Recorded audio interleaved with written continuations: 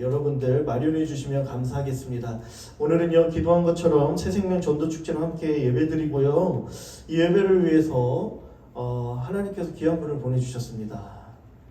여러분들 기대되시죠? 네, 너무 귀한 분 보내주셨는데 여러분 잘 알고 있죠? 우리 강한별 자매님이신데요, 함께 간증과 찬양으로 예배를 섬겨주실 텐데, 여러분들 또 받으시고 이렇게 은혜 받으시고 또 하나님 주시는 도전을 받는 귀한 시간 되었으면 좋겠습니다. 우리 강한별 자매님 나오실 텐데, 나오기 전에 우리 준비된 영상 우리 3분 30초 정도 보고 바로 우리 강한별 자매님 나오실 때 또 나오실 때 이따 큰 박수로 환영해 주시면 고맙겠습니다. 영상 볼게요. 여러분 안녕하십니까. 새롭게 하소서 김학중 목사입니다. 안녕하세요, 김정아입니다.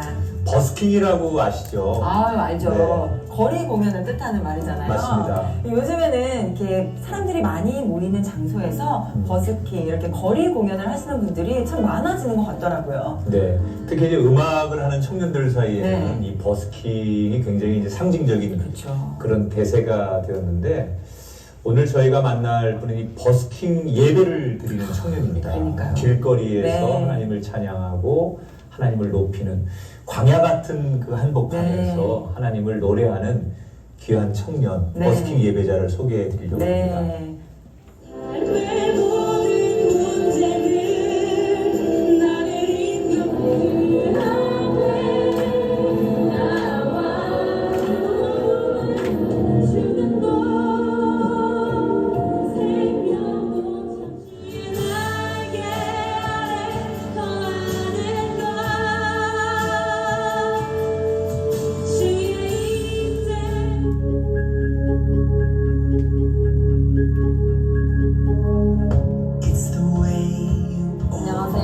매주 토요일 7시 반에 서산 로데오 거리에서 버스킹 예배를 드리고 있는 예수 믿는 청년입니다. 교회 성도의 아픈 소식을 들었는데 예배를 진행을 해야 하는 그 상황일 때 가장 마음이 힘들었고, 피아노 걸으시는 분들이 있어요. 피아노 걸으시고 그런 분들이 조금 마음이 아프죠.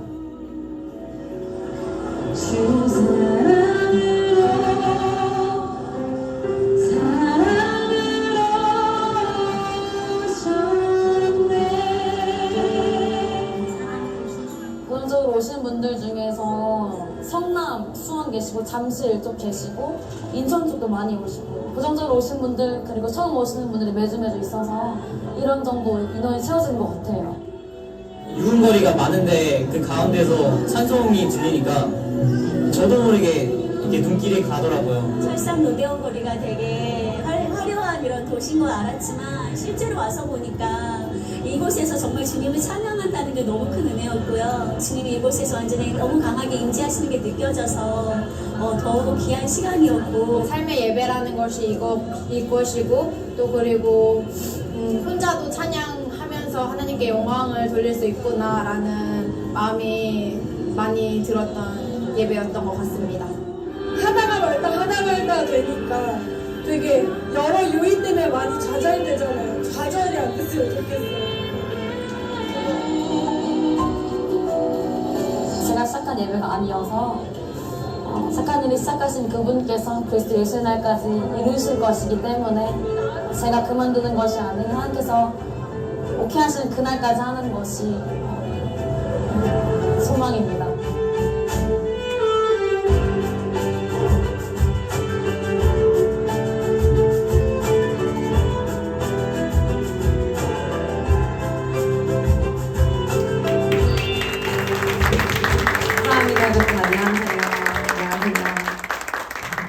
감사합니다. 이 귀한 날, 새생명 전도축제 이 귀한 날에 저도 초청해 주셔서 너무 감사드리고요. 제 소개를 먼저 하기 전에 한 곡 먼저 여러분께 들려드리고 싶은데요. 제가 지금은 직장생활은 하지 않는데 직장생활 했던 때가 있었거든요. 제가 이제 버스에서 내려서 회사까지 걸어가는 짧은 구간에 제가 하나님 묵상하다가 심쿵한 적이 있었어요. 그때 제가 뭘 깨달았냐면, 하나님께서 남자와 여자를 만드셨고 남자와 여자, 어제 부부가 되신 분들 축복합니다. 사랑이라는 감정을 만드신 분이 우리 하나님이시구나. 우리 너무 사랑하셔서 사랑하시려고 사랑을 만드신 분이 우리 하나님이시구나. 아마 그렇게 사랑하길 원하시는구나를 깨달은 적이 있었는데요. 그렇게 남자와 여자 사이 이루어지는 사랑보다 더 큰 사랑을 주시려고 사랑을 만들어버리신 우리 하나님의 그 사랑으로 제가 여러분 한 분 한 분을 이 마음을 담아 축복해드리는 시간을 가졌으면 좋겠습니다.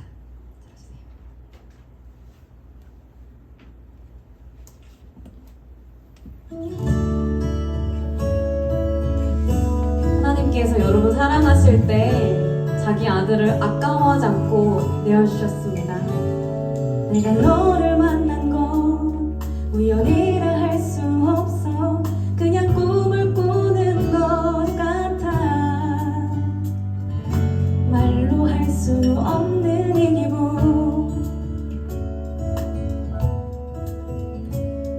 좋은 옷을 가진 못해도 너와 함께 있으면 구름 위에 있는 것 같아. 설명할 수 없는 이 기분. 너에게 소소한 일상이 나에게 위대한 날들이었어. 내겐 너무나도 소중한 너와 함께 있기에 더 이상 내겐 바랄 게 없어. 나는 웃어 널 보며 웃음 지어. 나는 벅찬 너라서 내 가슴이 설레. 너와 있어 좋다. 함께라서 좋다. 따스하게 널 안아줄래. 나는 웃어 널 보며 웃음 지어. 나는 벅찬 너라서 내 가슴이 설레. 너와 오랫동안 함께 있고 싶어. 항상 그 자리에. 우리와 영원히 함께 하시려고요. 성령까지 보내신 하나님이십니다. 우리 안에 이미 임하신 줄로 믿습니다. 좀 새가지 못해도 너와 함께 있으면 구름 위에 있는 것 같아. 하나님 그러하시네요. 설명할 수 없는 이 기분. 기쁨을 이기지 못하신대요. 소소한 일상이 나에게 위대한 날들이었어. 내겐 너무나도 소중한 너와 함께 있기에 더 이상 내겐 바랄 게 없어. 나는 웃어 널 보며 웃음 지어. 나는 벅찬 너라서 내 가슴이 설레. 너와 있어 좋다. 함께라서 좋다. 따스하게 널 안아줄래. 나는 웃어 널 보며 웃음 지어. 나는 벅찬 너라서 내 가슴이 설레. 너와 오랫동안 함께 있고 싶어. 항상 그 자리에. 자기 아들을 아까워하지 않고 내어주시고 우리를 향하여서 기쁨을 이기지 못하신다고 말씀하신 주님, 우리 안에 성령 보내신 하나님의 그 사랑을 더욱 알기를 원합니다. 너와 있어 좋다. 함께라서 좋다. 따스하게 널 안아줄래. 나는 웃어 널 보며 웃음 지어. 나는 벅찬 너라서 내 가슴이 설레. 너와 오랫동안 함께 있고 싶어. 항상 그 자리에. 항상 그 자리에. 옆 사람한테 이렇게 인사할까요? 축복합니다. 축복합니다. 축복합니다. 감사합니다. 정말로 축복합니다, 여러분. 오랜만에 오신 분들도 있을 것 같고요. 그리고 처음 오신 분이 혹시 계실 수도 있는데 정말 너무너무 잘 오셨고요. 정말 주님의 이름으로, 주님의 사랑으로 축복합니다.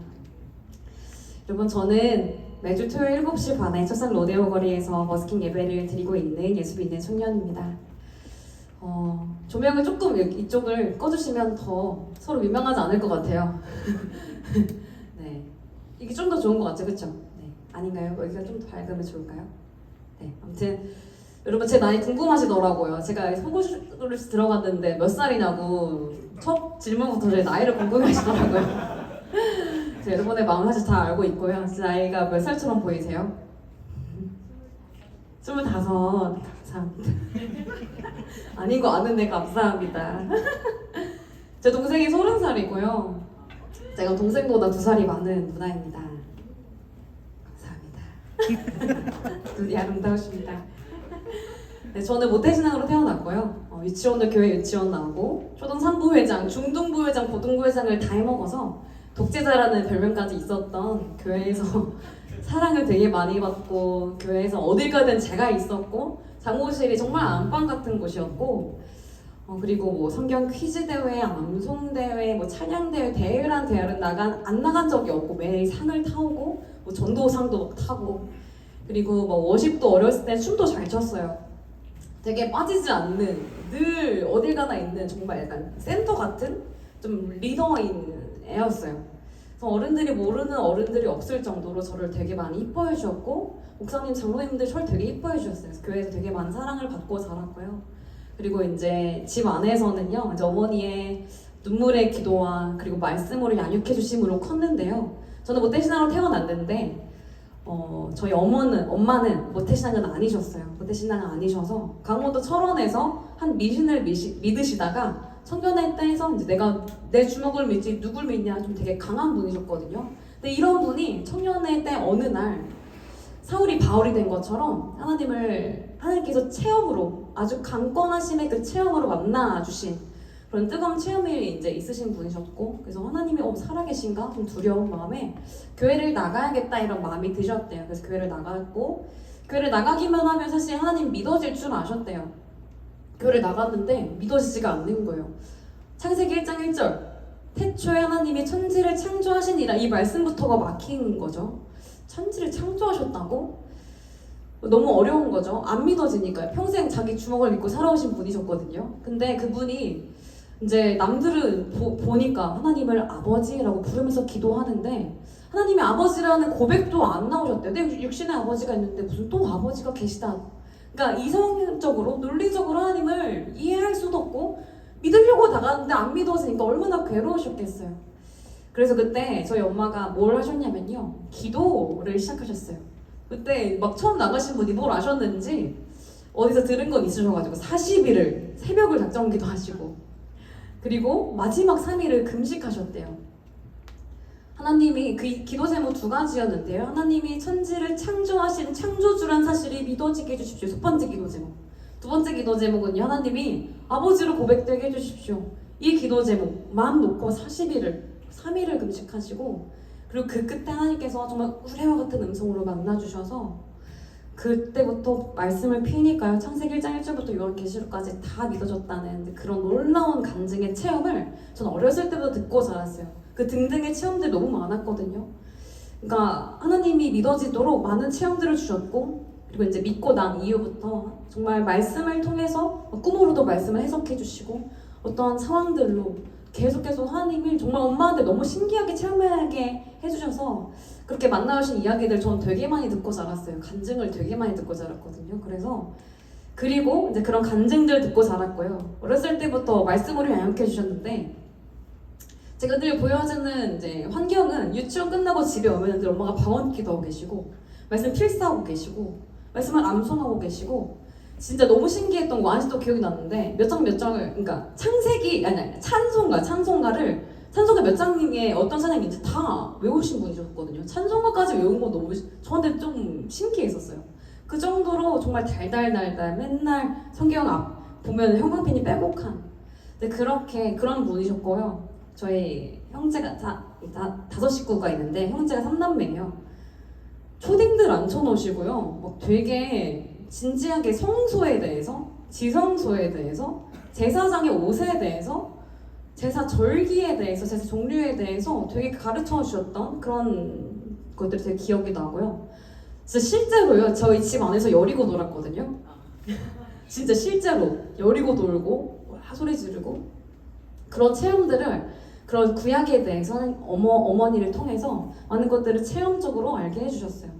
그리고 무엇보다 어머니의 기도, 저희 어머니가 정말 새벽마다 뭘 기도하셨겠어요. 본인은 하나님 믿고 싶었는데 안 믿어지셨던 그 괴로운 기억이, 그 경험이 있으셔서 우리 자녀들만큼은 하나님이 의심이 없이 믿어질 수 있는 믿음을 주십시오. 이것만을 구하셨거든요. 새벽마다. 그래서 어머니 그 눈물의 기도와 말씀으로 어렸을 때부터 양육해 주셔서 저는 감사하게 하나님이 한 번도 정말 0.1초도 의심이 없이 믿어졌어요. 나를 만드신 분이 하나님이시고 이 모든 것들을 만드시고 지금도 다스리시고 그리고 내 안에 오신 내 안에 임하신 하나님이시라는 것이 어렸을 때부터 좀 믿어졌어요. 너무 감사죠. 보통 청소년 때나 청년 때 하나님 생존 여부 확인하잖아요. 하나님 살아계신 거 맞냐고 그잖아요. 근데 저는 진짜로 너무 감사하게 믿어졌어요.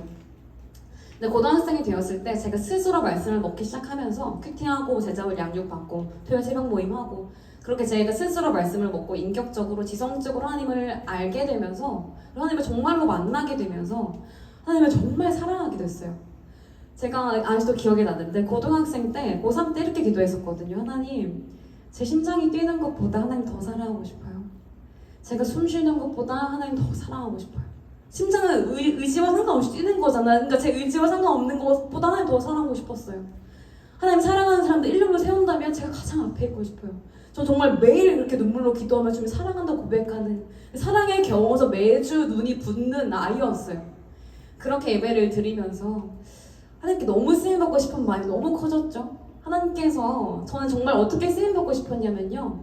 이 필통에 보면 많은 펜들이 있잖아요. 근데 우리가 매일 쓰는 펜은 한 가지 있잖아요. 전 그런 펜이 되고 싶었어요. 그냥 너무 쉽게 쓰일 수 있는 그런 펜이 되고 싶어요. 그렇게 저는 이제 어떤 마음 품게 되었냐면 찬양 사역자가 되고 싶어서 노래는 별로 잘하지 못해서 좀 배워서 찬양하고 싶다 이제 이런 마음에 실용 음악을 좀 전공을 해야겠다 이런 마음이 들었어요. 넉넉한 집안은 아니었거든요. 그때 당시에 언니가 1살 많고 동생 2살 많아서 한 번에 둘이 많이 들어간 시기였어요. 그래서 되게 예체능을 뭐 추가적으로 배운다는 것은 부모님께 좀 부담이 되는 일이었고요. 어쨌든 제가 밤마다 벽에 이마를 대고 기도하는 모습을 보시고 엄마가 감동이 돼서 동네에 작은 실용음악원에 보내주시고 제가 2년 동안 열심히 입시를 준비해서 정말로 원서 2개밖에 못 썼는데 하나 붙게 해주셔서 은혜로 들어갔어요. 정말 힘들게 들어갔는데 하나님께서 이렇게 길을 열어가시는구나 이런 것들이 되게 많은 간증들을 주셨거든요. 제가 심지어는요 대학 들어가기 바로 전날 저녁 주일 저녁에 교통사고 당했거든요. 트럭이랑 얼굴을 받았는데 그 밤에 얼굴을 받았는데 몇 바퀴 굴고 장난 정신도 잃었어요. 해보니까 엄청 아픈 거예요. 근데 뺑소니 당할까봐 지나가는 행인이 저를 붙잡고 그분도 붙잡고 119, 112 다 와가지고 다 이제 해주셨는데 감사하게 그래도 걸을 수는 있어서 걸어서 제 발로 응급차에 누웠고 너무 신기해서 인증샷도 한번 찍어보고 제 발로 걸어서 응급실로 들어갔어요. 좀 민망하더라고요. 너무 아프긴 아픈데 제가 피가 나거나 막 머리가 깨지 이런 건 아니어서 그때 주일 저녁 응급실에 난리 나거든요. 막 피 흘리고 있고 막 그러고 있는데 저 혼자 멀쩡한 거예요. 그래도 아프긴 아파서 이제 CT랑 뭐 엑스레이 다 찍어봤죠. 근데 의사 선생님이 이렇게 물어보시는 거예요. 트럭이랑 교통사고 난 거 맞냐고. 왜 그러신 거? 그 골절 금 하나 없이 피 한 방울도 안 났죠. 금 하나 없이 멀쩡한 거예요. 멍만 든 거예요. 그래서 너무 신기한 거예요. 그때 트럭은 박살 났거든요. 그래서 그게 어떻게 소문이 났냐면 얼굴로 트럭 이겼다 소문이 났어요. 진짜 파편이 장난 아니게 한 달 내내 사람들이 거기 차로 타이어에 그 유리가 낄까봐 거기로 그 정도의 되게 크게 사고가 났었는데 전 너무 신기한 걸 경험한 거죠. 진짜 한 3cm만 앞에 있었다면 제가 깔려 죽거나 튕겨 나가서 머리가 깨져 죽거나 했을 거예요. 근데 하나님께서 저를 지켜주신 그런 간증이 있었죠. 너무 감사했어요. 하나님이 나 이렇게 축복해 주시는구나. 이 길을 하나님께서 허락하시고 책임지신다는 그 확신이 있었어요. 이걸 간증으로 사용하시겠구나. 저 오히려 감사했거든요. 그러면서 대학에 들어갔죠. 모든 것들이 기도 응답의 연속이었어요. 교수님 만나는 거, 정말 전공 교수님 선택하는 게 되게 힘든 일이에요. 근데 너무 좋은 교수님, 제가 생각하는 것보다 너무 더 좋은 교수님 만나게 해주시고 실력이 막 늘고 제가 너무 넉넉하진 않아서 근데 막 갑자기 개인 레슨이 들어와서 또 제 용돈할 수 있는 그런 기회들 되게 여러 가지 작은 것부터 하나님께서 열어가시는 일들의 연속이어서 너무 감사했었어요. 그래서 하나님께서 이제 나의 길을 책임지시는구나 확신이 너무 많이 들었죠. 근데 저는 학교를 다니면서 교수도 되고 싶었어요. 찬양 사역자가 되고 싶어서 음악을 전공했는데 교수가 돼서 청년들과 함께 예배를 다음 세대를 일으켜보고 싶은 마음이 너무 커진 거예요. 제가 백성예대에 나왔거든요. 방배에 있는 실용음악과에 들어갔는데 거기 교수님들 중에 찬양 사역도 하시는 분이 계셨거든요. 그분처럼 살고 싶었어요. 그래서 이제 대학원까지 갈 이제 계획을 다 짰죠.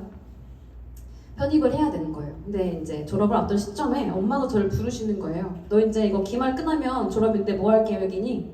저는 이제 편입도 하고 대학원까지 가서 교수가 될 생각이어서 말씀을 드렸어요. 교수가 되고 싶습니다. 근데 엄마가 이렇게 말씀하시는 거죠. 여기까지 배우고 이제 나가서 돈 벌어라 라고 하시는 거예요. 웃으시는 분은 부모님밖에 없어요. 청년들은 웃지 않죠? 그렇게 어려운 상황이 저한테 처음으로 직면이 된 거예요. 많은 순간들이 어려웠지만 그때가 가장 어려웠던 것 같아요. 왜냐면 지금까지 많은 간증들을 주셨거든요. 많은 간증들을 통해서 여기까지 오셨는데 갑자기 너무 허무하게 여기까지만 하라는 거예요. 너무 허무한 거예요. 저 진짜 100몇 대 1 뚫고 들어간 학교였거든요. 나름 열심히 했어요. 은혜였고 저도 나름 열심히 했고 많은 간증들을 주셔서 확신의 걸음들이었는데 너무 허무하게 멈춰지는 이 상황을 제가 하나님이 이해할 수가 없는 거예요. 그래서 수능을 다시 봐야 하나 진지하게 고민을 했어요. 회사를 들어가라고 하시니까 음악 전공생이 회사에 맞는 게 없잖아요. 그래서 수능을 다시 봐야 되나 이런 생각도 하고 있었어요. 근데 이제 제가 할 수 있는 게 정말 없어서 새벽을 40을 깨우고 졸업을 했죠. 정말 다른 일은 일어나지 않았고 정말로 음악과 전혀 상관없는 회사로 취직을 하게 됐어요. 너무 싫었어요. 막 잡코리아 띄워놓고 여기 전화하고 여기 면접 보러 하는 거예요. 너무 싫었어요. 피하고 싶었는데 결국은 순종할 수밖에 없었고 음악과 전혀 다른 회사에 취직을 하게 됐어요. 이제 마음 다 잡고 이제 열심히 취직을 해서 일을 하는데 6개월 정도 지났을 때 몸이 이상해서 병원을 가보니까요. 목 디스크랑 허리 디스크라는 거예요. 제가 마음이 얼마나 어렵겠어요. 순종 다 했는데 몸이 망가진 거예요. 디스크가 뭐 감기 같은 게 아니고 평생 가져가야 되는 병이잖아요. 저 지금도 목이 좀 안 좋거든요. 경추가 좀 눌려서. 그러니까 그렇게 23살에 디스크 진단을 받았을 때 마음이 너무 어려운 거예요. 그래도 하나님께 이렇게 기도했어요. 하나님, 그래도 하나님의 때를 믿어요. 이 모든 상황도 나중에 간증으로 쓰실 것을 믿어요. 근데 의사 선생님이 퇴사를 권유하시더라고요. 지금 일할 때가 아니고 재활해야 된다. 그래서 퇴사를 했죠. 맨날 헛구리에 매달려 있고 재활하고 침 맞고 물리치료 받고 막 그랬어요. 백수가 됐죠. 너무 좋았어요. 백수가 너무 좋았고 늦잠 잘 자서 너무 좋더라고요. 근데 언제까지 백수일 수는 없잖아요. 제가 돈을 번 시점부터 집에 생활비를 드리기 시작해서. 근데 저희 삶은 책임져야 되니까 다른 직장을 또 알아봤죠. 근데 그 짧은 구간에 이제 그 백수의 그 짧은 기간에 하나님께서 정말 저를 말씀 앞으로 자연스럽게 초대해 주셨어요. 저는 저한테 가장 흥미를 줄 수 있는 거는요. 노래 연습, 발성 연습해서 노래 실력이 느는 것과 예배를 드리는 것밖에 없었거든요. 그러니까 백수가 저는 진짜 술도 한 번도 안 마셔봤거든요. 그런 쪽에 관심이 없어요. 저에게 흥미는 그거밖에 없어서 백수가 뭘 할 수 있겠어요. 그냥 예배 드리고 말씀 보는 것밖에 없었겠죠. 말씀을 다시 처음부터 통독하기 시작했어요. 혼자 집에서. 창세기, 출애굽기, 레위기. 제가 사무엘상을 읽을 때요. 하나님께서 저에게 예배에 대해서, 부르심에 대해서, 사명에 대해서 정확하게 가르쳐준 사건을 만나게 됐어요. 사무엘상에 이제 마지막 사사가 사무엘이거든요. 사무엘이 늙어서 자기 아들 2명을 사사로 세우긴 했는데 잘하지 못했다고 기록되어 있어요. 그래서 백성들이 화가 난 거죠. 이럴 거면 차라리 왕을 세워달라고 이제 막 그런 거예요. 사무엘에게. 그래서 사무엘이 이 마음을 들고 아버지께 하나님께 나갔을 때 하나님께서 이제 왕의 제도를 가르치라라고 하셔서 그때부터 왕정 시대가 시작되거든요. 첫 번째 왕은 사울이었고요. 우리의 기억 속의 사울, 이제 처음엔 잘 세워졌지만 변질됐잖아요. 그래서 두 번째 왕을 세우기 위해서 사무엘을 이새의 집으로 보내셨죠. 이새의 집에 도착했을 때요. 엘리압이라는 이새의 장남, 누가 봐도 왕이 될 사람이 있었어요. 어떻게 기록되어 있냐면요. 키도 크고 용모가 좋다고 나와 있어요. 그래서 이제 사무엘이 하나님께 물어보지도 않고 당연히 이 사람인가 보다 기름 부으려고 해요. 근데 그때 하나님께서 뭐라고 말씀하셨냐면 그의 키와 용모를 보지 말라. 내가 이미 그를 버렸노라. 사람은 외모를 보거니와 나 여호와는 중심을 보느니라. 이때 이 말씀하신 거거든요. 그래서 깜짝 놀란 사무엘이 둘째 아들 아비나답을 지나가게 했을 때 아니었고요. 셋째 삼마 지나가게 했을 때 아니었고 그 자리에 있었던 7 아들들을 다 지나가게 했을 때 아니었거든요. 그 자리에 없었던 8번째 막내 아들 다윗이 나중에 왔을 때 그 다윗이 기름 부음 받았거든요. 다윗의 삶을 다시 봤죠. 사무엘상 17장에 이렇게 기록되어 있는 거예요. 주의 종이 아버지의 양을 지킬 때에 사자나 곰이 와서 양떼에서 새끼를 물어가면 내가 따라가서 그것을 치고 그 입에서 새끼를 건져내었고 그것이 일어나 나를 해하고자 하면 내가 그 수염을 잡고 그것을 쳐 죽였나이다. 이렇게 나와 있거든요. 저는 어렸을 때부터 익숙한 내용이었어요. 저에게는 당연한 그 다윗의 그 말씀을 다윗의 내용들 읽어 내려가는데요. 하나님 다시 보게 하시는 거예요. 다윗의 고백을 다시 초입해요. 자신을 주의 종으로 고백하더라고요. 자신의 역할도 이렇게 고백하는 거예요. 아버지의 양을 지키는 것. 제가 그 부분 계속 묵상을 하는데요. 사실 여러분 양 새끼 한 마리가 있다고 했는데 곰이 물어갔어요. 여러분 어떻게 하실 것 같으세요? 저 같으면요 도망갔을 거예요. 곰이 왔잖아요. 여러분 곰이랑 아이 컨택 해보신 적 있으세요? 사파리를 제외합니다. 사자랑 아이 컨택 해보신 적 없으시잖아요. 그럼 여기 없어요 여러분. 여기 있을 수가 없죠. 다윗은요 다윗이기 때문에 가능했을 거예요. 아니요 저보다 훨씬 어렸을 그때 나이인데요. 우리보다 어려요. 그 소년 다윗이 사자와 곰을 마주했다는 거예요. 심지어 새끼를 그 입에서 건져냈다는 거예요. 전 다시 읽었을 때 이건 정말 말도 안 된다는 결론을 내렸어요. 어떻게 이럴 수 있지? 그때 하나님께서 이렇게 말씀하신 것 같았어요. 별아 이게 예배야 라고 말씀하신 것 같았어요. 별아 이게 사명자의 삶이야. 별아 이게 부르심에 합당한 자의 모습이야 라고 말씀하신 것 같았어요. 그때 그 상황은요 다윗이 사자와 곰이 마주했을 때 예를 들어서 근데 사무엘이 집에 왔을 때 대선지자 사무엘이 집에 왔는데 다윗은 그 자리에 없었거든요. 양치고 있느라 막내 아들이기 때문에 굳이 없어도 됐기 때문에 형들이 자기 안 불렀어요. 근데 얼마나 섭섭해요. 사사 안 보고 싶겠어요? 그 유명한 사사 선지자 사무엘인데 자기만 쏙 빼놓고 자기들끼리 모였는데 얼마나 섭섭했겠어요. 근데 상관없이 목숨을 걸고 양을 지켰던 다윗 그 모습이 정말 하나님 마음에 합한 예배자의 모습으로 다시 보이는 거예요. 어떻게 그 입에 새끼를 건져내고 자기를 해하고자 했을 때 수염을 잡고 쳐 죽일 수 있었을까요? 근데 그것을 예배로 받으시는 거예요. 다시 저의 삶을 되돌아보니까요. 저는 그때까지만 해도 뭐라고 기도하고 있었냐면요. 하나님, 저 아직 하나님의 때를 기다리고 있어요.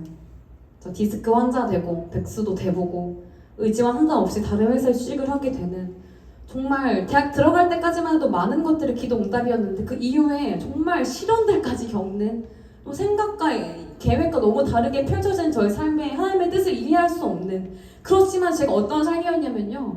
저 고등부 교사 8년 했거든요. 새벽기도 반주 3년 하고 그때 근데도 하나님을 매일 교제하는 가운데 있었어요. 근데 제 삶은 너무나 하나님의 그 임재와 너무 다르게 펼쳐지는 그런 괴리감 속에 있었던 것 같아요. 하나님을 믿지만 너무 기도와 다르게 펼쳐지는 그런 어려움 속에 있었지만 나중에 이것도 사용하실 것을 믿어요 라는 기도했었는데요.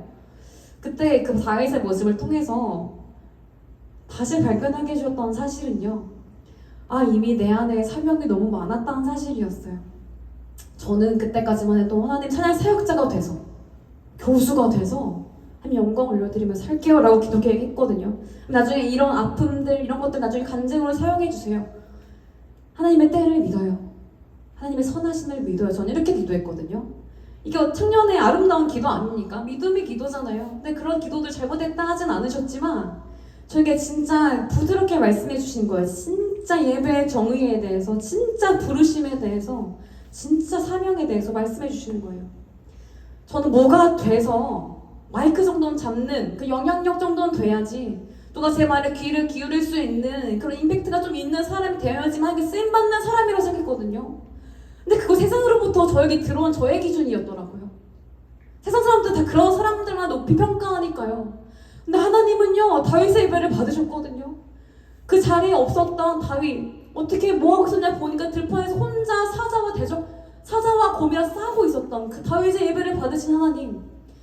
크기와 위치와 그 어떤 것과 상관이 없이 그 하나님 앞에서 부르신 모든 자리에서 순종하고 책임감 있게 성실하게 살아가는 그 순간의 예배를 받으신 하나님을 제가 정말로 보게 되었어요. 그 뭐가 되지 않아도 하나님 앞에 그 주어진 그 자리에서 순종하는 그 예배를 원하신다는 사실을 정말 발견하게 됐어요. 다시 보니까요, 하나님께서 저에게 주신 첫 번째 공동체 가정이 있기 때문에 저에게 첫 번째 사명은요, 너의 가정 안에서 둘째 딸로서 순종하는 예배를 가정에서부터 드려라라고 말씀하시더라고요. 두 번째는요, 책임감 있는 교사. 팔려면 고등부 교사였거든요. 책임감 있는 교사가 되라. 성실한 새벽기도 반주자가 되라. 성실한 직장인이 되라. 책임감 있는 청년부 사역팀이 되라. 금요일날 사역팀이 되라. 저 사실 월화수목금토일 교회 안 간 날이 없었어요. 그래서 이제 제 삶을 그렇게 정리하고 나서요, 보니까 내 안에 이미 사명이 있었구나. 이미 나는 사명자로 부르셨구나. 이미 내가 사명자였구나라는 걸 정말로 발견하게 되었어요. 사람의 기준으로 대단한 자리가 아니라요, 하나님 보시기에 이미 지어진 자리가 있기 때문에 그 자리에 순종하고 책임감 있게 성실히 감당하는 그 예배를 받으시기 때문에 그 예배를 드리는 것이 아버지께 정말 원하시는 예배자의 삶이겠구나라는 정말 정리시켜 주셔서 그때부터 제 삶이 변한 건 아니고 어떻게 정리되었냐면요, 월요일 새벽을 깨워요. 새벽기도 가고 반주하고 출근해요. 일찍 자요. 화요일 새벽 출근 일찍 자요. 수요일 새벽 출근 일찍 자요. 목요일 새벽 출근. 금요일 새벽. 금요일 아침부터 저녁까지 청년부 찬양팀 고등부 찬양팀 연습. 고등부 주일 아침 9시 예배인데 찬양팀은 7시 반까지 집합시켰어요. 1분 지각부터 지각이다 체크하고. 저 진짜 책임감 있게 애들 가르쳤거든요. 애들 정말로 연애 금지시켰고요. 고등학생 애들이 연애 금지. 찬양팀은 훈련이 필요하기 때문에 훈련한 만큼 크더라고요. 연애 금지. 제 첫사랑 정해줬어요. 너희들의 첫사랑은 예수님이야. 예수님이야. 그리고 말씀 먹지 않으면 너희는 머리도 감으면 안 돼.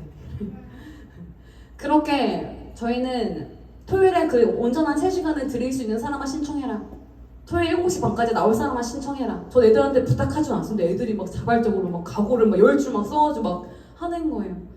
그렇게 훈련을 하는 애들이 막 대표 기도도 못한, 간식 기도도 못하는 애들이 막 12월이니까 예배 인도하게 되고, 막 애들이 훈련 받고 커가면서요, 질서를 알게 되고, 말씀 이제 먹기 시작하면서 진짜 애들이 정말 별쌤이 내 말 안 들어 하는 그 부모님이 저한테 오셔서 저한테 잘 다듬어주고 지금 청년부에서 리더로 쓰임받고 있거든요. 제 제자들이 다 거의 리더예요, 다.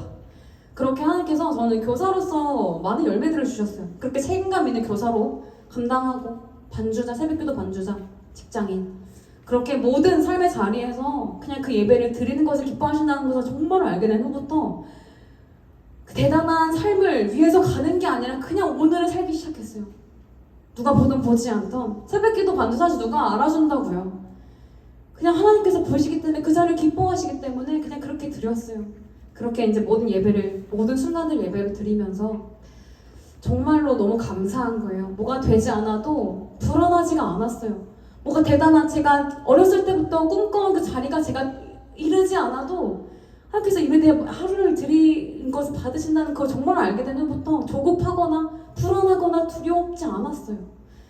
그러고 나서 이제 페이스북을 통해서 버스킹 앰프 이벤트라는 걸 제가 보게 되었는데요. 제가 그것을 보는데 마음이 감동이 오는 거예요. 너무 하고 싶었어요. 전 그때까지만 해도 집 안에서 어떻게 교육을 받았었냐면 늘 엄마가 안 돼만 했었어요. 저 이거 하고 싶어요. 사역하고 싶어요. 안 돼. 너의 삶의 예배를 드려. 늘 이렇게 가르쳐줬거든요. 그러니까 정말 그거 가운데 순종하는 야를 보신 거죠. 하나님의 말씀을, 하나님께서 세우신 부모의 권위를 인정하고 순종하는 야를 보셨던 거죠. 그래서 정말 늘 기다리는, 늘 연단회 가운데, 늘 훈련 가운데 늘 있었어요. 열심히 직장 다니면서 애들 키우면서. 근데 그러는데 버스킹 이벤트 보는데 너무 감동이 오는 거예요. 하나님, 시작해도 될까요? 그때 하나님께서 너무 기름 부어주시는 거예요. 2번 여쭤봤어요. 저 진짜 시작해도 될까요? 똑같이 기름 부어주시는 거예요. 제가 3번째는 확신이 필요해서, 그러니까 엄마한테 여쭤봤을 때 오케이 하시면 나가라는 사인이 맞겠구나. 저한테 가장 어려운 난관이 엄마이기 때문에 엄마를 통과하면 진짜 통과한 거겠구나. 제가 하고 싶다고 제가 막 하고 싶다고 나가는 거 싶지 않았어요. 하나님께서 오케이 하시면 나가고 싶어서 이제 그랬죠. 엄마한테 여쭤보려고 근데 준비를 했죠. 단단하게 준비를 했어요. 예상 답변이 병원에 뻔했거든요. 뭘 밖에서 찬양을 해. 네 방이나 청소해. 그러니까 저의 예상 답변이었어요. 그래서 마음을 단단히 부여잡고 목요일에 퇴근을 하자마자 방 청소부터 하고요. 어머니가 계신 거실로 나아갔죠. 제가 그때 어떻게 기도했냐면 하나님 제 입술에 말해주시고 말할 타이밍을 주십시오. 근데 어머니의 안마를 해드리면서 자연스럽게 타이밍이 생긴 거예요. 엄마의 귀와 제 입이 가깝잖아요.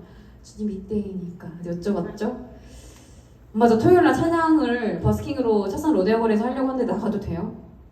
저를 딱 쳐다보시면서 죽을 줄 말씀하셨어요. 해. 제 인생 처음에 오케이였어요. 너무 깜짝 놀라서 누구랑 나가니 물어보시는 거예요. 누구랑 나가니? 저 혼자 나갑니다. 인상을 쓰시면서 너 혼자 나가더라도 찬양은 너 혼자 부르더라도 너를 중보해 줄 수 있는 동역자는 꼭 한 명 데리고 나가야 된다. 왜냐하면 예수님도 제자들을 보낼 때 돌실 뻔했어 라고 하시면서 저를 그 자리에서 파송하시는 거예요. 저 너무 깜짝 놀랐어요. 왜 어떻게 그 자리에서 예수님도 제자들을 보낼 때 돌실 뻔했어 라는 그 말씀으로 저에게 파송하실까? 준비된 대답 같았거든요. 이 대화가 1분 안에 끝났어요. 방에 돌아와서 친한 인천에 사는 동생과 연락을 했는데 부탁하지도 않았는데 누나 내가 동역자 할래. 내가 동역자 해줄게. 동역자가 바로 생기고 당일날 쓴 앰프도 대여받고 제가 고등부 아이들에게 한다고 하니까 애들이 막 나와주겠대요. 기도보도 해주겠대요. 같이 찬양하겠대요. 애들이 나와주고 중등부 애들까지 막 나오고 막 이렇게 라운드가 생겼어요. 그렇게 첫날 2016년 2월 25일에 시작했거든요. 돌아오는 토요일날 7주년 예배입니다, 여러분. 그렇게 토요일날 6월 6.25 영적 전쟁이 시작된 날로 선포했는데 이제 16년 6월 25일에 시작이 됐어요. 처음에 되게 은혜로 드렸어요. 근데 다 드리고 그날도 간증이 많은데 시간 관계상 다 이야기할 수는 없고 끝나고 이제 엄마한테 전화를 했는데 웃으시는 거예요. 알고 봤더니 이 예배를 위해서 뒤에서 1시간 동안 중보하고 계셨던 거예요. 얼마나 감동이에요. 빨리 오래요. 갔더니 안아주시면서 너무 좋았다. 이 시간을 예배하는 시간으로 만들었으면 좋겠다. 이걸 매주 했으면 좋겠다라고 하시는 거예요. 전 너무너무 하고 싶었던 일이었거든요. 저는 정말로 하나님 찬양하다 죽는 게 제 소원이었거든요. 하나님이 제 지난날 하고 싶다고 나가는 것이 아니라 기다렸던 저의 기다림을 받아주셨고 그 모든 순종하는 그 순종의 제자들을 누가 보지 않던 그렇게 묵묵히 살아줘야 하루들을 받아주셨다는 저의 깊은 마음의 소원을 이미 알고 받아주셨다는 그날의 사인을 받았어요. 제 엄마를 통해서. 감사하게 앰프도 당첨이 돼서 앰프가 발송이 되어서 앰프 위에 엄마랑 같이 안수기도 하고 그 두 번째 주에 나갔죠. 근데 부푼 마음 가득 안고 나갔어요. 부모님의 응원과 중보자가 생기고 도역자도 생기고 앰프 당첨받아서 막 교회에 자랑이 되고 얼마나 부푼 마음을 가져가고 두 번째 주에 나갔겠어요. 여러분들 그때부터요. 두 번째 주부터 진짜로 광야가 시작이 되었거든요. 설상 로데오 거리 토요일 7시 반이면요. 10대 애들도 굉장히 많아요. 뭐 PC방도 많고 오락실이 있고 그리고 이제 노래방도 많고요. 뭐 만화방, DVD방, 그리고 영화관, 그리고 뒤에 모텔, 호텔, 클럽, 맛집, 술집 뭐 없는 게 없고요. 그리고 모든 건물들의 지하는 다 유흥업소예요. 대한민국 유흥업소 집결지 1위라고 한 거 제가 들었거든요. 그 정도 모든 건물들의 지하는 아닌 곳이 없을 정도로 다 유흥업소예요. 그런 곳에 토요일 7시 반이면요 사람이 굉장히 많거든요. 근데 제가 토요일날 두 번째 주에 나갔는데 예배를 드리는 사람은 한 명도 없는 거예요. 그렇게 사람이 많은데 저를 주목하거나 예배를 드리는 사람이 한 명도 없는 거예요. 저는 이제 그때부터 누구랑 예배를 드렸냐면요 쓰레기랑 예배 드렸어요. 제 앞에는 사람이 없었어요. 그냥 전단지 굴러다니고 쓰레기 굴러다니고. 그때부터 이제 여름에 시작했던 예배가 가을이 되고 겨울이 됐죠. 어느 날은 어깨빵도 당했어요. 너무 저를 신경 안 쓴 나머지 이렇게 자기들끼리 떠들고 하다가 저를 툭 친 거죠. 저 찬양 부르고 있었는데 아무도 집중하지 않으니까요. 그리고 막 누가 저를 밟은 건 아닌데 선을 밟고 지나가서 MR이 막 좀 눈 감고 찬양하고 있다가 갑자기 MR이 끊기는 걸 보니까 선이 빠져있어서 다시 주워서 연결해서 다시 시작하고 되게 초라한 예배를 드렸어요. 근데 그때 그런 시간들을 겪으면서 제가 뭘 깨달았었냐면요. 사람이 예배 중이 아니구나 라는 것을 머리로 알고 있던 거 정말로 고백하게 됐어요. 사람을 위해 예배하는 게 아니었잖아요. 하나님만 예배하는 거기 때문에, 하나님이 나의 회중이기 때문에, 예배 회중이 있기 때문에 저의 예배가 단 한 번도 초라한 예배가 아니었고, 단 한 번도 무시당한 예배가 아니었고, 오히려 하나님께서 저보다 먼저 이 자리에 와서 기다려주셨고, 제가 혹여 해를 당할까봐 저를 늘 보호해주셨고, 제 입술에 말해주시고, 지나간 영혼들에게 그래도 신겨질 수 있도록 그들의 마음 만지신 예배였었거든요. 그렇게 정말 제 고백이 바뀌고 나서요, 사랑이 오든 오지 않던, 물론 처음부터 그걸 각오하고 드린 예배였는데, 이제 그렇게 예배를 드리다가요, 광야를 지나면 라는 찬양 여러분 아시나요? 그 찬양을 통해서 많은 분들이 그 유튜브 영상을 보고 그때부터 막 예배자님들을 하나님께서 보내주시기 시작한 거예요. 그래서 제가 그때부터 이제 막 사람들이 예배를 드리는데 너무 신기한 거예요. 한 명도 없었다가 사람들이 채워지니까 얼마나 제가 신났겠어요. 그리고 어느 날은요, 어떤 교회에서 저를 초청하겠다고, 가을별 자매님을 저희 교회 초청하고 싶다고, 또 시간이 지나서 막 CBS 새롭게 해서 작가님이 연락이 오는 거예요. 출연해달라고. 그때부터 막 사역이 막 들어오는 거예요. 너무 신기한 거죠. 저를 어떻게 아세요? 유튜브 보고 알았다고. 너무 신기하다. 제가 얼마나 신났겠어요. 그때부터 사람들이 모이는데요, 이제 여러분 저 쓰레기랑 예배 안 드리거든요. 사람이랑 예배 드려요. 제가 얼마나 신났겠어요. 그래서 제가 하나님께 이렇게 여쭤봤어요. 하나님, 저 이제 광야가 끝난 건가요? 저 진짜 광야에서 예배 드렸거든요. 근데 광야 다음에 가나안이잖아요. 그래서 이제 가나안인가요? 너무 신나서. 근데 하나님께서 저에게 복음으로 말씀해 주시는 거예요. 예수님께서 이미 40일 동안 금식하시고 공생의 시작을 하실 때 40일 금식하시고 마귀에게, 성령에 이끌려서 마귀에게 광야에서 시험 받으셨거든요. 근데 그 모든 시험 다 이기셨고요. 보니까 저보다 먼저 광야의 시험 받으신 분이 우리 예수님이시고, 우리를 위해서 광야의 시험 다 이기신 분이 예수님이시더라고요. 그래서 이렇게 말씀하시는 거예요. 나를 믿는 자는 이미 나로 말미암아 광야를 통과한 존재야. 내가 이미 죽음, 모든 사망 권세를 이기고 부활했기 때문에 나를 믿는 자는 이미 그 영원한 나라로 들어왔어 라고 말씀하시는 거예요. 저 그때부터, 그 시점부터요, 출애굽이 다시 보였어요. 저 어렸을 때부터 출애굽 믿고 10가지 재앙 다 믿었거든요. 내가 죄에서 출애굽되었구나. 이 출애굽 이야기가 나의 이야기구나. 내가 여기 있구나. 내가 거기서 출애굽되었구나. 예수 그리스도의 피로 건널 수 없는 그곳을, 마른 땅으로 건넜고 들어갈 수 없는 그곳을 아버지 어린 양 예수 그리스도의 보혈로 말미암아 내가 거기서 출애굽되어서 거기로 들어오게 됐구나. 내 힘과 노력과 방법이 아니라 예수의 피로 내가 이미 그곳에 들어왔구나. 그거 정말로 깨달아지는 거예요. 물론 이 땅에 살면서 육신을 입고 이 땅에 살기 때문에 저도 막 가끔 억울한 일도 겪고요, 너무 슬픈 일도 당하기도 하고, 이해할 수 없는 순간들도 저도 마주해요. 그렇지만 우리가 기쁨으로 소망 되신 주를 바라볼 수 있는 사실은 우리 이미 존재가 바뀌었기 때문에, 이 땅의 일들로 말미암아 기뻐하는 것이 아니라 존재가 바뀜으로 말미암아 주님 기뻐할 수 있는 존재로 만들어주신 줄로 믿습니다. 광야의 시간들도 있지만 이미 광야를 걷고 있다는 것 자체가 출애굽했던 백성이기 때문에요. 그것을 믿고요, 혹시 지금 광야의 시간을 겪고 계신 분이 계시다면 이미 우리를 위해서 광야의 시험 다 이겨버리신 예수 그리스도를 믿음의 눈으로 바라보길 소망하고요, 그리고 최근에 그런 광야의 시간을 겪고 오신 분이 계시다면 그때를 잠깐 떠올리시면서 여기까지 인도하신 주님 감사합니다 라는 그 각자의 고백을 주 앞에 올려드렸으면 좋겠습니다. 광야를 지나봐야 라는 찬양을 함께 고백할까요?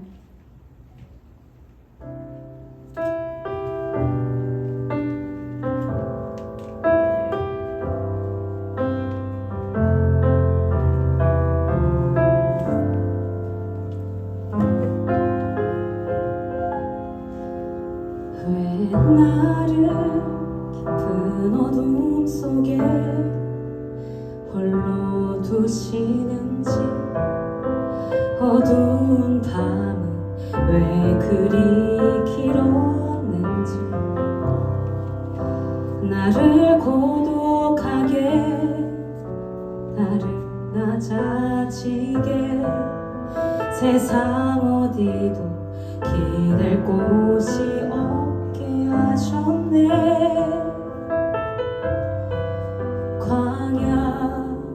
광야에 서 있네.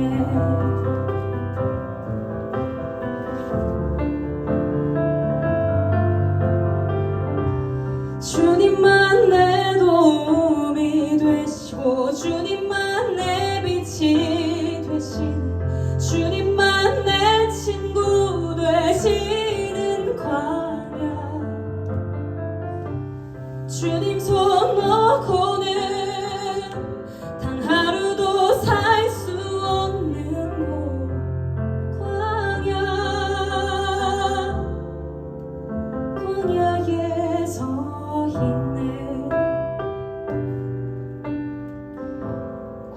인도하신 분이 우리 하나님이시기 때문에 그곳에서 드리는 우리 모든 예배를 주님 다 받으시는 줄로 믿습니다.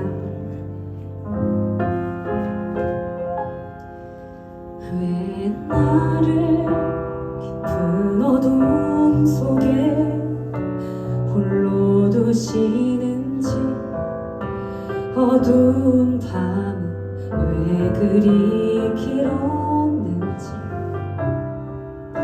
나를 고독하게, 나를 낮아지게, 세상 어디도 기댈 곳이 없게 하셨네.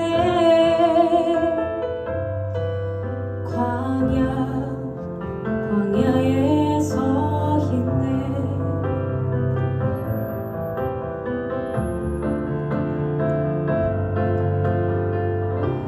주님만 내 도움이 되시고, 주님만 내 빛이 되시는, 주님만 내 친구 되시는 광야. 주님 손 놓고는 단 하루도 살 수 없는 곳, 광야.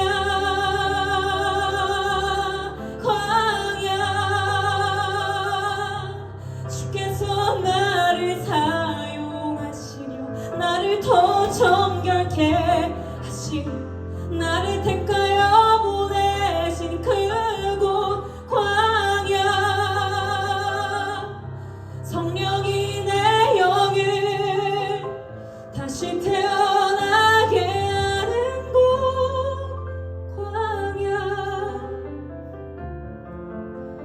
광야에 서 있네.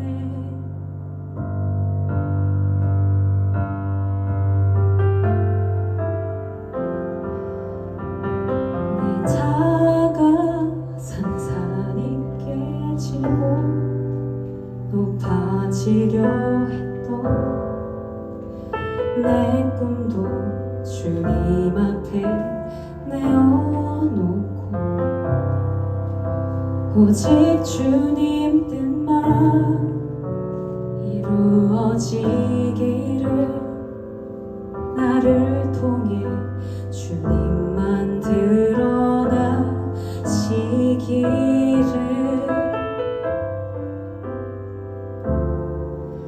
광야를 지나며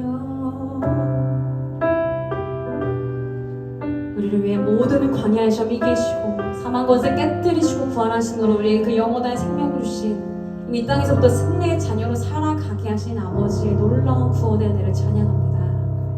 아멘. 아멘. 할렐루야. 예수 그리스도를 믿는 자는 그런 존재입니다. 낙심할 만한 일을 모두가 겪지만 그 일로 인해서 낙심하는 것이 아니라 잠깐 낙심하고 이미 존재가 바뀌었다는, 이미 영원한 나라를 상속받았다는 그 부요함으로, 그 풍요로움으로, 이 땅의 풍요로움이 아니라 썩어질 것이 아니라 영원한 그것으로 말미암아 기뻐하는 존재가 우리 존재임을 믿습니다. 그 길을, 그 비밀을 알게 하신 예수 그리스도, 우리가 이 기쁨으로 말미암아 살아갈 수 있는 그 존재가 얼마나 감사합니까 여러분. 믿음도 은사거든요. 믿고 싶은데 믿어지지 않는 사람들도 있어요. 하나님은요, 모든 사람이 구원에 이르기를 원하시고요, 모든 사람이 멸망하지 않고 영생을 얻기를 원하시는 분이십니다. 구하기만 하면 주시는 약속하셨는데요, 진짜 아버지께서 구하기를 원하시는 그것을 구하여 얻는, 이 땅에 썩어질 것 구하는 삶이 물론 주시죠. 그렇지만 진짜 우리의 필요를 구하여 그것을 얻고, 그 복음의 비밀이 정말로 믿어지고, 이미 내 안에 성령이 오셨구나, 이미 하나님의 나라가 임했구나, 이것이 보여지는 그 삶을 살아가는 우리 모두가 되기를 원합니다. 제가 버스킹 예배를 8년째 드리면서요, 매주 예배를 드리니까요, 어떤 많은 일들이 있었겠죠.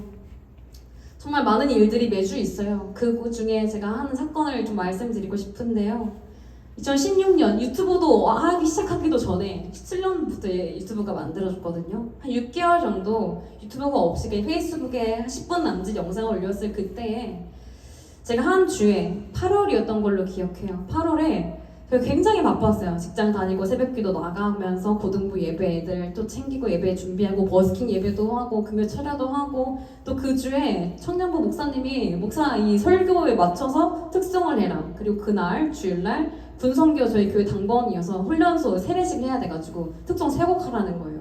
3곡도 해야 되고 또 토요일날 저희 교회 언니 오빠가 결혼을 했어요. 축가하라는 거예요. 그러니까 제가 그 주에 짜야 될 콘티 그 추가로요. 고등부 이박사님 콘티를 그 주에 올렸어야 됐어요. 그러니까 제 그 주에 해야 될 일들이 굉장히 많았는데 콘티가 뭐 뚝딱뚝딱 나오는 게 아니잖아요. 설교도 그 다음 곡과 사이에 코드도 맞아야 되고 이거 회중들과 그런 소통이 되냐? 우리 격하게 까닥거려 주시는데 우리 인도자님께서 콘티 짜는 게 정말 쉬운 일이 아니에요, 여러분. 많은 것들을 고려해서 나오는 게 콘티인데 콘티를 짜야 될 게 너무 많았어요. 이걸 시간도 부족하고 저도 부족하고 그래서 토요일날 너무 준비 안 된, 제 기준으로 정말 준비가 됐다고 볼 수 없는 예배, 버스킹 예배를 나가게 됐어요. 너무 할 수만 있다면 주저앉고 싶었어요. 쥐구멍이 있으면 정말 숨고 싶을 정도의 심정이었어요. 하나님 오늘 정말로 안 나가고 싶어요. 물론 하나님 제가 어떠함으로 인해서 하나님 영광이 뭐 가려지거나 그럴 영광은 아니시지만 그냥 저 때문에 뭔가 되는 게 너무 부끄러운 거예요. 그래서 하나님 오늘 좀 안 나가고 싶어요. 그랬는데 나가서 예배를 드렸죠. 받으시 한 곡 끝내고 받으시 예배 드리는 그 순간이었어요. 그 더운 여름에 제가 식은땀 흘리면서 예배 드렸거든요. 정말 죽쓰고 있었어요. 근데 누가 저한테 말을 거시는 거예요. 50대 아저씨였어요. 아가씨, 예? 명함이 있어요? 명함 없는데요? 어디 교회 다녀요? 물어보시는 거예요. 제가 다니는 교회 말씀드렸죠? 이렇게 말씀하시는 거예요. 50대. 내가 원래 무신론자인데, 무신론자 아시죠? 신은 없다. 평생을 믿어오신 그분이요. 내가 원래 무신론자인데 아가씨를 보니까 그 교회 나가야겠다는 생각이 들었어 라고 하시는 거예요. 저는 진짜 8년을 통틀어서 역대급으로 준비 안 된 예배를 그날 드리고 있었거든요. 너무 창피해가지고 어떡하지 이렇게 벌벌 떨면서 예배를 드렸는데 그 모습을 보시고요. 무신론자가 교회를 나가야겠다는 생각이 들었다는 거예요. 너무 깜짝 놀랐어요. 정말 잘 들었다고 할 수 없는 예배였거든요.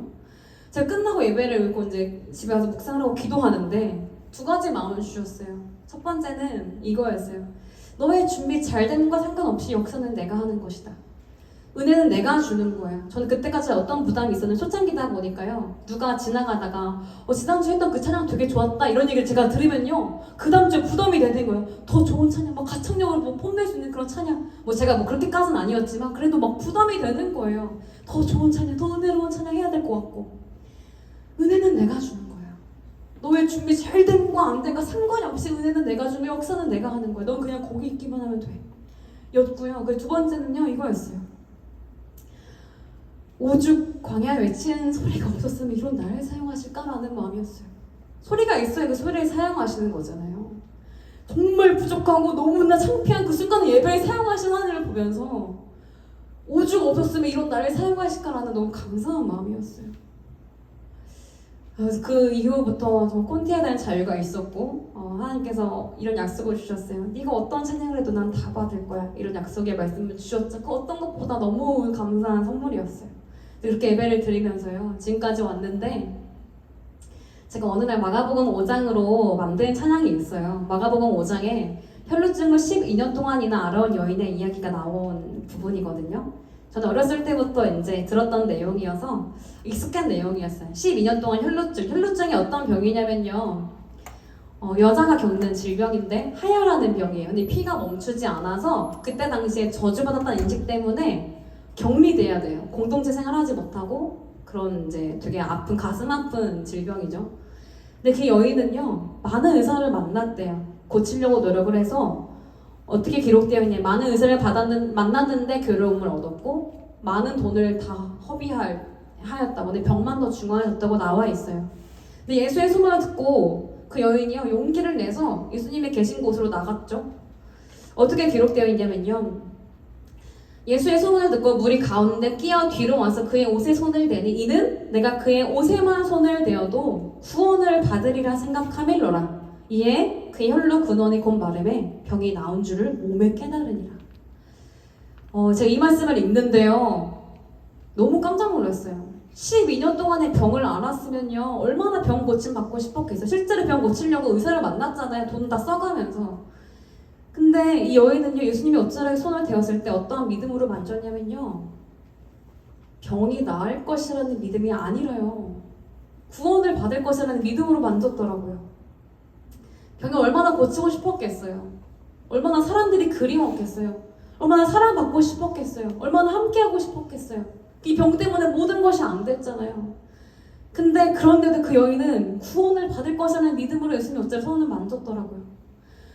제가 그것을 묵상하는데요, 제가 혈루증 여인으로 보이는 거예요.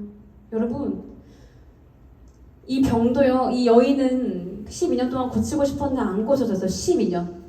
근데 여러분, 우리가 이 병보다 더 심각한 문제는 죄의 문제 아닐까?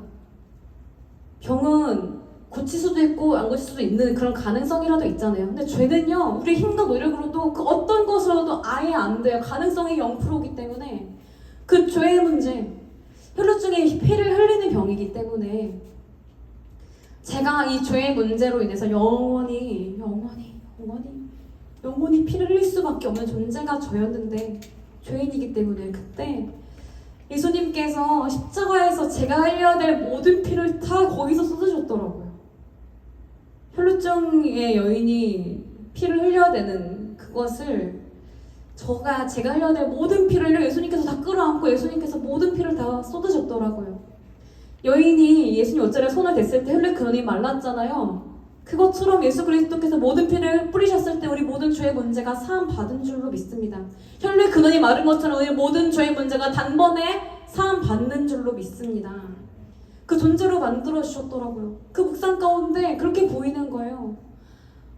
사실 이 예수님은 이 여인을 만나러 갈 일정이 아니었거든요. 원래 회당장 야이로의 딸을 만나기로 된 일정이었는데 굳이 이 여인 만나고 가신 거거든요. 하늘 보좌 영원히 계셔도 되는데 그분이 나를 위해서, 우리를 위해서 굳이 이 땅 가운데 오신 거잖아요. 다시 올라가셨잖아요. 그리고 다시 오시겠다 약속하셨거든요. 어떻게 약속하셨냐면 성령 주시고요. 그렇게 다시 보이니까요, 우리의 모든 고백이 새로워져야겠구나 하고 제가 만든 찬양이었어요. 물론 예수 그리스도의 이름으로 구하는 모든 것을 너에게 주시겠다 하셔서 우리는 모든 것을 다 구하잖아요. 그의 나라와 그 일을 빼고요. 우리의 필요 하나님께서 이미 다 아시는 분 아니십니까? 우리 아픔 다 아시는 분 아니십니까? 심지어 우리 모든 죄의 문제를 해결하시려고 하나밖에 없는 독생자를 아까워하지 않고 보내신 분이 우리 하나님이신데 우리의 모든 필요 아시지 않을까요? 우리가 진짜 필요한 그 필요를 구하고 받고 얻고 그 자유함과 평안 가운데 살 수 있도록 이미 구원의 길을 열어놓으셨거든요. 정말 그 길을 찾고 구하는 자들이 되기를 원합니다. 내일이 당연하지 않고요, 정말 중요한 문제와 급한 문제 가운데 중요한 문제를 가지고 아버지 앞에 나아가는 우리 간구가 새로워지기를 소망합니다. 지금 청년들은 굉장히 우울하고요, 이 세대를 살아가고 우울하고 목표도 없고 너무나 무너져 있고 서로 비교해서 너무나 좌절 가운데 있고 이제 일어날 힘도 잃어버린 시대를 우리가 살아가고 있잖아요. 그리고요, 너무 심각한 건 기준도 없어요. 이제 지금 중학교 애들이요, 막 타투하고 막 눈시는 사람들 힙하다고 해요. 막 그런 것들이 동경의 대상이 되고 동성애를 받아들이면 깨어있는 사람의 인식이 되고 점점 그런 것들이 우리를 잠식하게 하고 기준이 없으니까요. 너도 옳고 하다 보니까 기준이 없어버리니까 다 그렇게 옳은 게 되다 보니까요, 이제 기준 찾으려고 하지도 않고요, 찔림도 없고요. 여러분, 죄를 지으면 부끄러운 게 당연한 거거든요. 근데 죄를 지어도 부끄러워하지 않아요. 이 시대는요, 당당하고 문화가 되어버렸어요. 동성애가 자랑이고 음란한 것이 자랑이 되어버린 이 시대에 살고 있는데 기준이 무너져 있고 죄가 죄인지도 모르는 이 시대 가운데 우리가 정말로 하나님의 말씀 앞에 반응함으로, 결단함으로, 성령을 따라 사는 삶으로 그들 가운데 섰을 때 이것이 부끄러운 거구나, 이것이 음란이구나, 이것이 더러운 일이구나, 이것이 호색이구나 라는 것을 깨닫게 되는 우리 모든 삶이 되기를 원합니다. 은혜 받고, 교회 와서 은혜 받고 회복을 얻고 그 이후의 모든 삶이요, 다시 쳇바퀴 돌아가는 그런 삶이 아니라 성령 보내셨다면 성령의 열매를 맺는 그런 삶을 살아가길 원하고요, 구원 받았다면 구원 받은 자의 삶은 어떠한 삶인가를 정말 주님 앞에 묻고 들은 대로 살아가기로 힘쓰는, 그렇게 훈련받기를 힘쓰는, 그렇게 주님 말씀에 순종하기로 결단하기를 힘쓰는 우리 모두가 되기를 원합니다. 제가 이 마가복음 5장으로 만든 찬양인데요, 혈루증 여인의 고백이라는 부제를 갖고 있는 찬양이에요. 이 시대는요, 뭐가 필요한지도 모르고 살아가고 있어요. 돈 잘 벌고 안정적이면 다 된다고 살아가는데 거기는 끝이 있잖아요. 열심히 벌어서 열심히 죽는 것밖에 아닌 거죠. 진짜 우리가 그 영생을 알고 영원한 나라를 주셨다면 그거 정말 누리고 이 땅 가운데 아무것도 없어도 내가 모든 것을 가진 자구나, 이것을 정말 고백하는 자로 이 땅을 살아가기를 원합니다. 우리 각자에게 부르심과 은사들을 주신 줄로 믿습니다. 우리에게 먼저 복음을 알게 하셨다면 이 복음을 품고 이 복음을 더 깊이 알아가고, 그래서 우리 가운데 삶의 열매들 가운데 열매들로 주님을 바라보게 하고, 우리의 진짜 필요는 구원이라고 삶의 열매로 전하는 우리 모든 고백이 그런 삶이 되었으면 좋겠습니다.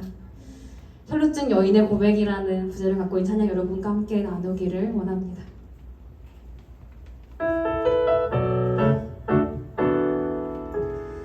우리의 필요는 구원입니다. 우리의 필요는 예수 그리스도입니다. 우리의 필요는 영원한 그 생명입니다.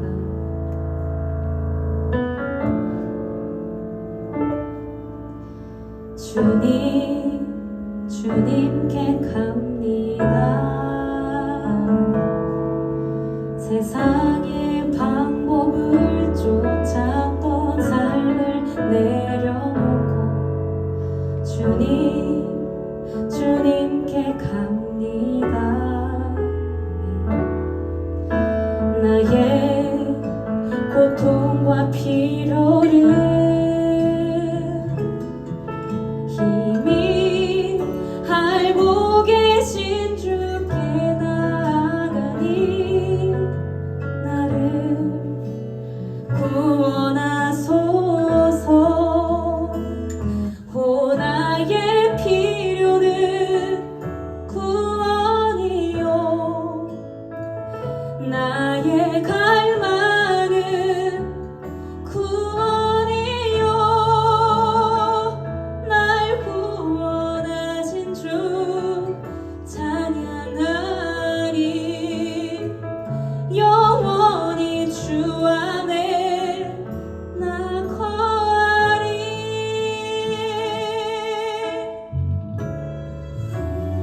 우리를 주 밖에 있었던 우리를 주 안에 들어오게 하신 그 구원의 은혜를 정말 알고 믿고 고백하기를 원합니다. 그 자유함 안에서 그 평안 가운데 참된 기쁨을 맛보아 알고 이 삶으로 살아가는, 우리의 필요는 구원이라고 우리 삶을 다해 그렇게 세상을 향해 이야기하는 우리 모든 삶이 되기를 원합니다. 그것을 주시려고, 그 피를 주시려고 예수께서 오셨습니다. 주님께 갑니다. 네. 세상의 방법을 쫓았던 삶을 내려놓고 주님께 갑니다. 주님께 나아갑니다. 나의 고통과 필요를 이미 다 알고 계시고 이미 알고 계신 주께 나아가니 나를 구원하소서. 오 나의 필요는 구원이요, 네. 나의 갈망은 구원이요, 날 구원하신 주 찬양하리. 영원히 주 안에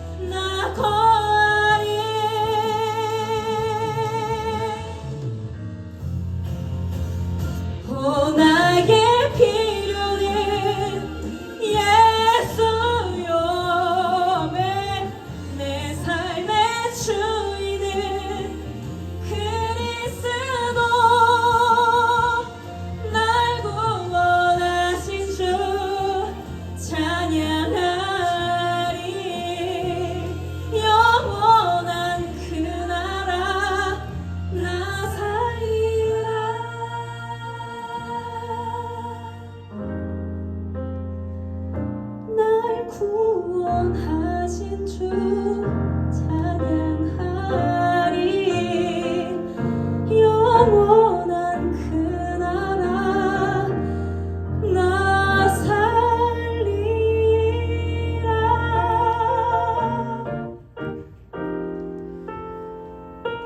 우리 모든 죄를 사하시려고 모든 피를 쏟으시고 우리에게 뿌려주시고 그 부활하심으로 영원한 생명을 우리에게 주시고 이 땅에서부터 이미 영생을 살 수 있도록 우리 모든 것을 베풀어 주신 주님을 찬양합니다. 아멘.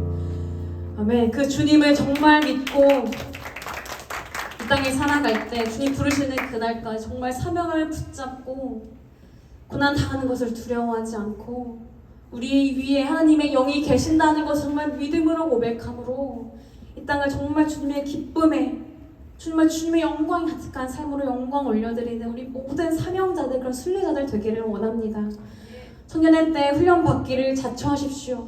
하나님 앞에 결단하기를 두려워하지 말고 머뭇거리지 말고 청년의 때 더 시간이 가기 전에 아낌없이 드리는 과부의 두렛돈을 기쁘게 여기셨던 것처럼 남들이 보기에 너무 작은 것이지만 그렇게 드리는 것으로 주님 기뻐하시는 삶을 드리는 우리 모든 삶이 되어서 우리 슬픔도 없고 억울함도 없는 그 나라 영원한 나라에서 우리 다시 만났으면 좋겠습니다. 아멘. 여러분 그때까지 파이팅 하시고 평안하시고 그 겨울 10일 사시다가 다시 만나기를 소망합니다. 여러분 감사합니다. 지금까지 강한별이었습니다. 감사합니다. 감사합니다. 감사합니다.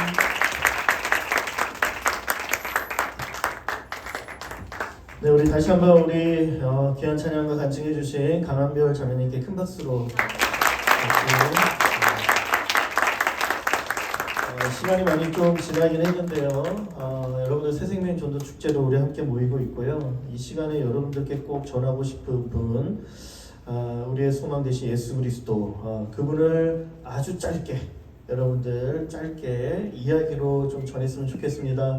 말씀 좀 띄워주시고요. 누가복음 8장 54절입니다. 제가 읽어드릴게요. 예수께서 아이의 손을 잡고 불러 이르시되 아이야 일어나라.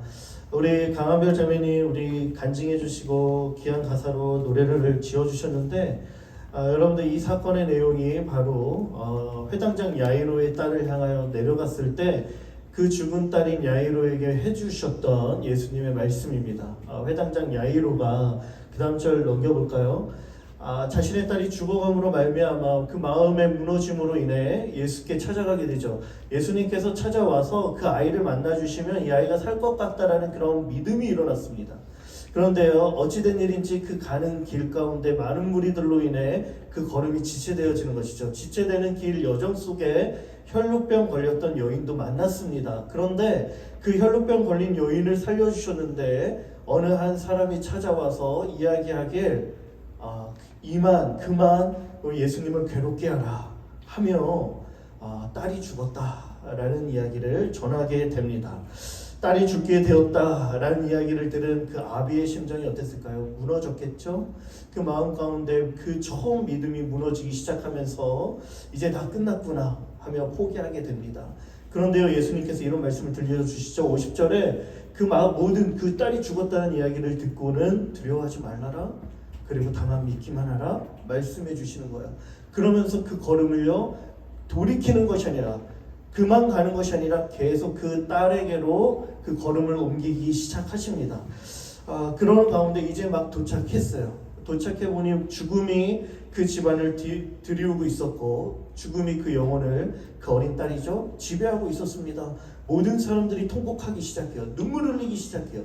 모두 다 눈물을 흘리며 마음 아파하고 가슴을 치기 시작하죠. 그런데 그 순간 예수님께서 다시 한번 조금은 이상하지만 당황스럽지만 이 말씀을 들려주시길 52절 말씀에 모든 사람이 아이를 위하여 울 때 예수께서는요 더 이상 울지 말라 말씀하십니다.